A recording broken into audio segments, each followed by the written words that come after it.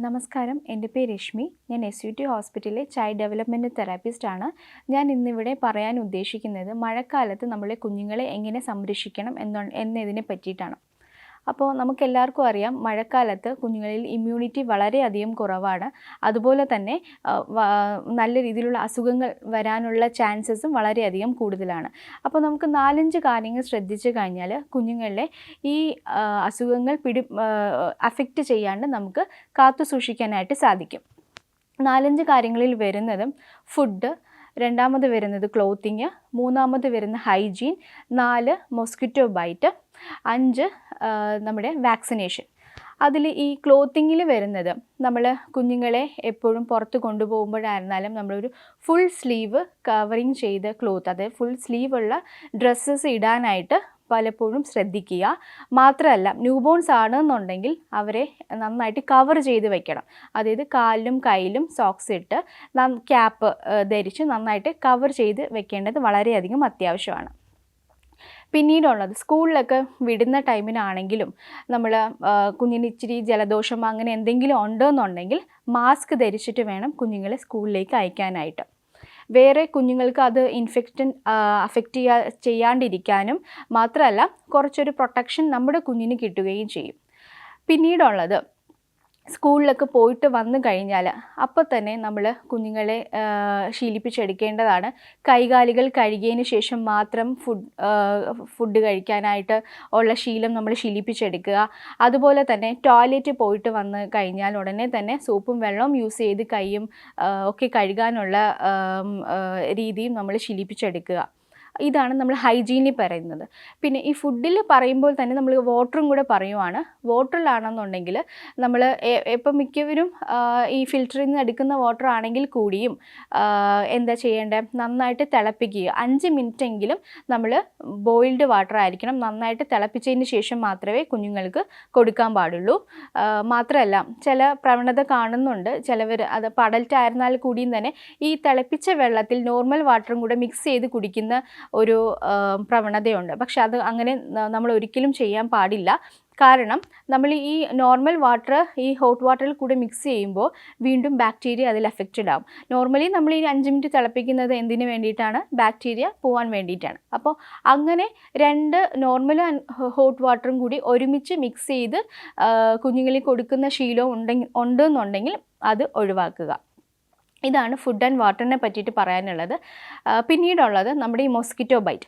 അതായത് നമുക്കറിയാം, മഴക്കാലങ്ങളാകുമ്പോൾ നമ്മുടെ ചുറ്റുമുള്ള വേസ്റ്റുകൾ അതിലെല്ലാം ചെറിയ ചെറിയ ഫ്ലൈസ്, അതുപോലെ മോസ്കിറ്റോസ്, മാത്രമല്ല നമ്മളെ വീടുകളിൽ ചെടികളുണ്ടെന്നുണ്ടെങ്കിൽ ചെടിച്ചട്ടിയിൽ വെള്ളം കെട്ടി നിന്നിട്ട് കൊതുക് പെരുകാനുള്ള ചാൻസസും കൂടുതലാണ്. അത് നമ്മുടെ കുഞ്ഞുങ്ങളെ കടിക്കുമ്പോഴാണ് ഡെങ്കി ഫീവർ, അങ്ങനത്തെ ഫീവർ എല്ലാം കുഞ്ഞുങ്ങളിൽ അഫക്റ്റ് ചെയ്യുന്നത്. അതുകൊണ്ട് തന്നെ കഴിവതും നമ്മൾ വീടിന് ചുറ്റുമുള്ള വേസ്റ്റ് അങ്ങനെ ഉണ്ടെന്നുണ്ടെങ്കിൽ അത് നീക്കേണ്ടത് വളരെയധികം അത്യാവശ്യമാണ്. മാത്രമല്ല, ഈ ചെടിച്ചട്ടികളിലുള്ള വെള്ളം പ്ലാന്റ്സിൽ അങ്ങനെ തങ്ങി നിൽക്കുന്നുണ്ടെന്നുണ്ടെങ്കിൽ അതും നമ്മൾ ക്ലീനപ്പ് ചെയ്യേണ്ടത് വളരെയധികം അത്യാവശ്യമാണ്. പിന്നീടുള്ള കാര്യം എന്ന് പറയുന്നത്, നമ്മൾ കുഞ്ഞുങ്ങളെ സ്കൂളിൽ കൊടുത്തു വിടുന്ന ഫുഡ് കഴിവതും ചെറിയ രീതിയിൽ ഒന്ന് ചൂട് ഉള്ള ടിഫിൻ ബോക്സ്, അതൊക്കെ നമുക്കിപ്പോൾ മാർക്കറ്റിംഗ് അവൈലബിൾ ആണ്. ചൂട് തങ്ങി നിൽക്കുന്ന ടിഫിൻ ബോക്സിൽ ഫുഡ്, അതുപോലെ തന്നെ വാട്ടർ ആണെങ്കിൽ വാട്ടർ ബോട്ടിൽ, അങ്ങനെ ചൂട് തങ്ങി നിൽക്കുന്ന വാട്ടർ ബോട്ടിൽ കിട്ടുന്നുണ്ടെങ്കിൽ അങ്ങനെ അതിൽ കൊടുത്തു വിട്ട് കഴിഞ്ഞാൽ കുഞ്ഞുങ്ങൾക്ക് ത്രോട്ട് ഇൻഫെക്ഷൻ, പെട്ടെന്ന് ഉള്ള ചുമ, അതൊക്കെ നമുക്ക് മാറ്റിയെടുക്കാനായിട്ട് ഒരു വിധത്തിൽ വരെ നമുക്ക് സാധിക്കുന്നതാണ്. നെക്സ്റ്റ്, നമ്മൾ ഈ ഫുഡിൻ്റെ കാര്യം പറയുമ്പോൾ തന്നെ ഈ ഫുഡ് നമ്മളിപ്പം സെർവ് ചെയ്യുമ്പോഴായിരുന്നാലും കിച്ചണിൽ പാകം ചെയ്യുമ്പോഴായിരുന്നാലും നമ്മൾ കവർ ചെയ്ത് വയ്ക്കണം. കാരണം നമ്മൾ ഈ മോസ്കിറ്റോ, ഹൗസ് ഫ്ലൈ, അതുപോലെ ഈച്ച, അങ്ങനത്തെ പ്രാണികളിൽ നമ്മൾ ഈ ഫുഡിൽ വന്നിരിക്കാനുള്ള ചാൻസസും കൂടുതലാണ്. മഴക്കാലങ്ങളിൽ ഈച്ച അങ്ങനത്തെ പ്രാണികൾ കൂടുതലായിട്ട് വരാനുള്ള ചാൻസസും ഉണ്ട്. അപ്പോൾ അതൊക്കെ നമ്മുടെ കുഞ്ഞുങ്ങളിൽ വളരെ രീതിയിലുള്ള അസുഖങ്ങൾ വരുത്താനായിട്ടുള്ള ചാൻസസ് കൂടുതലാണ്. മാത്രമല്ല വാക്സിനേഷൻ ഇപ്പോൾ മഴയാണ്, അപ്പോൾ കുഞ്ഞിന് വാക്സിനേഷൻ എടുക്കേണ്ട ടൈമായി, അപ്പോൾ മഴ ആയതുകൊണ്ട് കൊണ്ടുപോകുന്നില്ല, അങ്ങനെയുള്ള പ്രവണത ഉണ്ടെന്നുണ്ടെങ്കിൽ മാറ്റി വയ്ക്കുക. കാരണം നമ്മൾ വാക്സിനേഷൻ എപ്പോഴാണ് കുഞ്ഞിൻ്റെ ഏജ് അനുസരിച്ച് ഉള്ള വാക്സിനേഷൻ കംപ്ലീറ്റഡ് ആയിട്ട് നമ്മൾ ഈ മഴ സമയത്തായിരുന്നാൽ കൂടിയും നമ്മൾ എടുത്തിരിക്കേണ്ടത് വളരെയധികം അത്യാവശ്യമാണ്. പ്രത്യേകിച്ച് നമ്മൾ ഈ കാര്യങ്ങളെല്ലാം കൂടുതൽ ശ്രദ്ധിക്കേണ്ടത് നമ്മൾ പ്രീ ടേം ബേബീസ് ആണെന്നുണ്ടെങ്കിൽ കറക്റ്റ് വാക്സിനേഷൻ, ഈ പറഞ്ഞ പോലെ ഹൈജീൻ, ക്ലോത്തിങ്, ഇതെല്ലാം നമ്മൾ പ്രീ ടേം ബേബീസിന് വളരെയധികം നമ്മൾ കെയർ ചെയ്ത് വെക്കേണ്ടതാണ്. വളരെ കുറച്ച് കാര്യങ്ങളാണ് ഞാൻ ഇന്നിവിടെ പറഞ്ഞത്.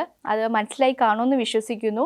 മെയിൻലി നമുക്ക് ഇമ്പോർട്ടൻ്റ് ആയിട്ടുള്ള ഈ 4-5 കാര്യങ്ങൾ നമ്മൾ ശ്രദ്ധിച്ചാൽ നമ്മുടെ കുഞ്ഞുങ്ങളിൽ വരാവുന്ന അസുഖം, അതായത് പെട്ടെന്ന് ഇപ്പോൾ കഫ്, അതിപ്പോൾ ഫീവർ, ഇങ്ങനത്തെ രോഗങ്ങൾ നമുക്ക് നമ്മുടെ വീട്ടിൽ തന്നെ പാരൻസ് ശ്രദ്ധിച്ചു കഴിഞ്ഞാൽ ഒരു വിധത്തിൽ നമുക്ക് ആ കുഞ്ഞുങ്ങളെ ഈ അസുഖത്തിൽ നിന്ന് മാറ്റിവെക്കാം. പ്രത്യേകം തന്നെ ഒരു കാര്യമുണ്ട്, ഫ്രിഡ്ജിൽ വെച്ചിട്ട് നമ്മൾ തണുത്ത ഭക്ഷണങ്ങൾ കുഞ്ഞുങ്ങൾക്ക് കൊടുക്കാതിരിക്കുക. അതായത് ഇപ്പോൾ വർക്കിംഗ് ഒക്കെ ആണെന്നുണ്ടെങ്കിൽ ചിലവർ ഇപ്പോൾ ഓവർനൈറ്റ് ഫുഡ് ഉണ്ടാക്കിയിട്ട് പിറ്റേ ദിവസം അത് ചൂടാക്കി കൊടുക്കുന്ന പ്രവണത കാണുമായിരിക്കാം. പക്ഷേ അതൊരിക്കലും നമ്മൾ കുഞ്ഞുങ്ങളിൽ ചെയ്യരുത്. പ്രത്യേകിച്ച് ഈ മഴക്കാലങ്ങളിൽ നമ്മൾ കഴിവതും അപ്പോഴും തന്നെ ഉണ്ടാക്കുന്ന ഫുഡ്സ് കുഞ്ഞുങ്ങൾക്ക് കൊടുക്കുന്നതായിരിക്കും ഏറ്റവും ബെറ്റർ. മാത്രമല്ല കടയിൽ നിന്ന് വാങ്ങിക്കുന്ന ഫുഡ്സ്, ജങ്ക് ഫുഡ്സ്, ഇപ്പോൾ ഈ പാനീയങ്ങൾ, അതായത് ജ്യൂസസ്, ബോട്ടിൽ ജ്യൂസസും ഇതെല്ലാം ഈ മഴക്കാലത്ത് കുഞ്ഞുങ്ങളിൽ കൊടുക്കുന്നത് ഒഴിവാക്കുക. കഴിവതും നമ്മൾ വീട്ടിൽ തന്നെ ഭക്ഷണം ഉണ്ടാക്കി കൊടുക്കുക. വെജിറ്റബിൾസ് ആയിരുന്നാൽ കൂടിയും നമ്മൾ വീട്ടിൽ കൊണ്ടുവന്ന് കഴുകി വൃത്തിയാക്കിയതിന് ശേഷം മാത്രം കുക്ക് ചെയ്ത് കുഞ്ഞുങ്ങൾക്ക് കൊടുക്കുക. ഈ കാര്യങ്ങൾ ഒരു വിധത്തിൽ നമ്മൾ ശ്രദ്ധിച്ചു കഴിഞ്ഞാൽ കുഞ്ഞുങ്ങളെ പല രീതിയിലുള്ള അസുഖത്തിൽ നിന്നും നമുക്ക് ഒഴിവാക്കാനായിട്ട് പറ്റും. Thank you.